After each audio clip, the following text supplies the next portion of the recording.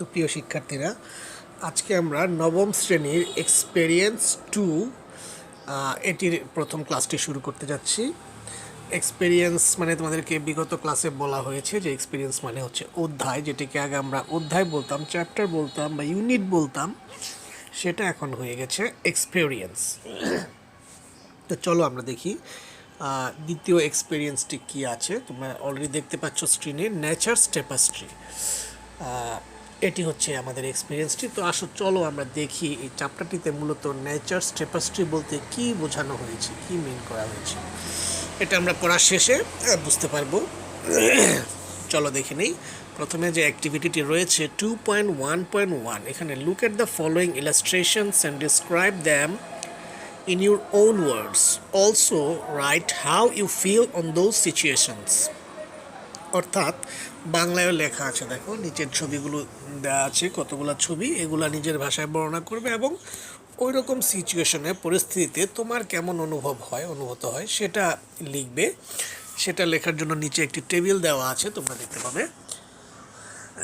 সেই টেবিলটিতে লিখবে। দেখো সেই টেবিলটি হচ্ছে এই যে টেবিলটি, এটি ইউর ডেসক্রিপশন, ইউর ফিলিংস। তো চলো এখানে আমরা দেখি ছবিগুলো কি বিষয় রয়েছে। প্রথমে এ রেইনি ডে, একটা বৃষ্টির দিনের ছবি আছে। তো বৃষ্টির দিনে তোমার ফিলিংসটা কেমন হয় সেটি এবং এই ছবিটার বর্ণনা এখানে করতে পারো। যে এখানে কি লেখা যায়, the picture is on a rainy day, এটা শিরোনামে বলাই আছে। আমরা দেখতে পাবো on a rainy day.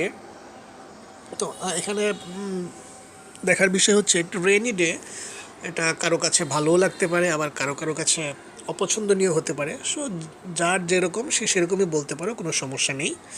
So যদি এভাবে বলা যায়, on a rainy day it rains the whole day and I like rainy day if I have not if I don't need to go to outside then I like rainy day, এরকম বলতে পারো। যে যদি আমাদের বাইরে যাওয়ার প্রয়োজন না হয় তাহলে বৃষ্টির দিনে বাসায় বসে আমরা এনজয় করতে পারি, এটা বলতে পারো। ছবিতে আমরা কি দেখছি, যে on this picture we can C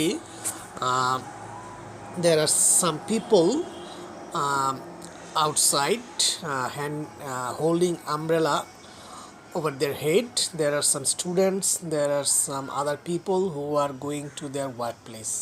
এবং এখানে তুমি তোমার ফিলিংসটা লিখবে। আমরা ফিলিংসটা পরবর্তীতে ডেসক্রিপশন বক্সে দিয়ে দিব। তা আপাতত ছবিগুলো বর্ণনা করি। দেখো এখানে আছে ফগি উইন্টার মর্নিং, একটি কুয়াশাচ্ছন্ন শীতের সকাল। ছবিতে কি দেখতে পাচ্ছি, it's a winter morning and the sun is hardly seen due to fog. A boy is standing there wearing winter dresses, winter wear. It looks really very cold. Then a stormy night, the picture is shown here. It's a picture of a stormy night, and in a stormy, and the picture looks there's a dark cloud on the sky, and wind blowing heavily, and there is also, it looks like a thunderbolt. So this is the description of the picture. Now you will write, you will fill the table. এখন তোমরা এই টেবিলটা fill up করবে।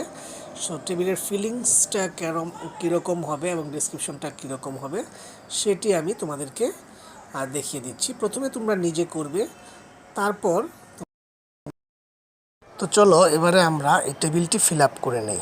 প্রথম যে এই ছবিটি ছিল তার উপর আমরা লিখতে পারি, there are some people going out having umbrellas over their head, there are some students also.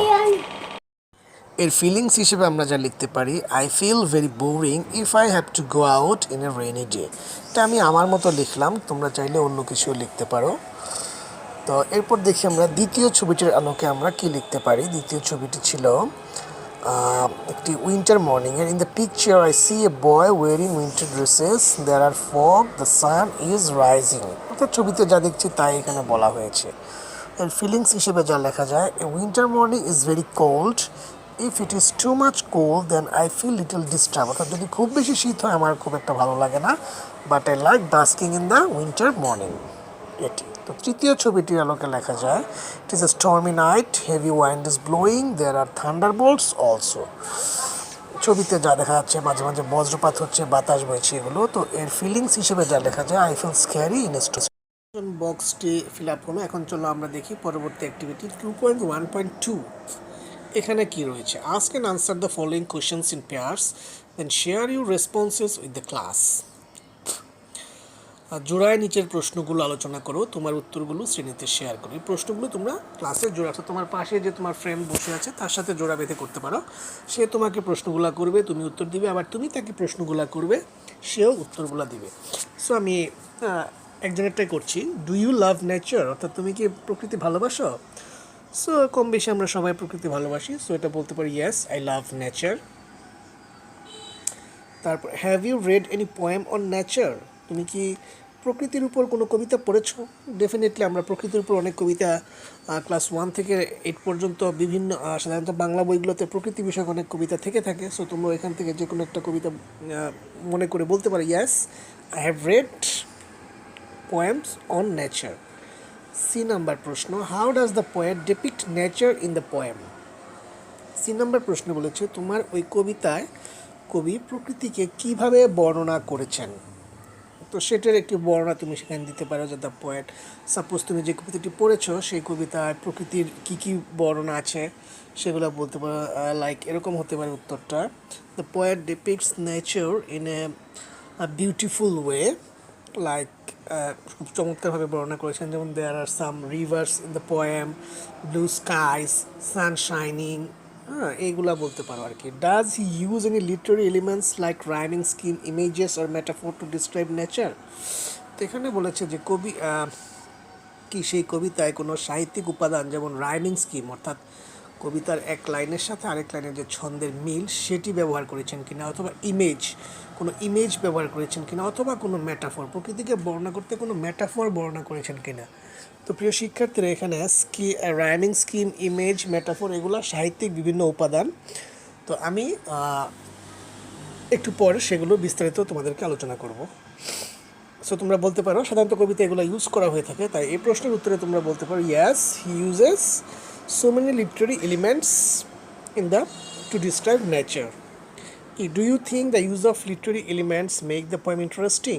অর্থাৎ এই যে লিটারি এলিমেন্টগুলো কবিতায় ইউজ করা হয় এর ফলে কি কবিতাটা ইন্টারেস্টিং হয় কিনা? অবশ্যই এগুলো যখন ব্যবহার করা হয় তো কবিতাগুলো ইন্টারেস্টিং হয়, মজার হয়, এর ভিন্ন একটা অর্থ আমরা খুঁজে পাই কবিতার, বা সেই কবিতাতে যা বোঝাতে চাওয়া হয়েছে তার অন্য একটা রূপ আমরা দেখতে পাই। তাহলে এর উত্তরটা তোমরা এরকম বলতে পারো yes I think the use of literary elements make the poem interesting. তো প্রিয় শিক্ষার্থীরা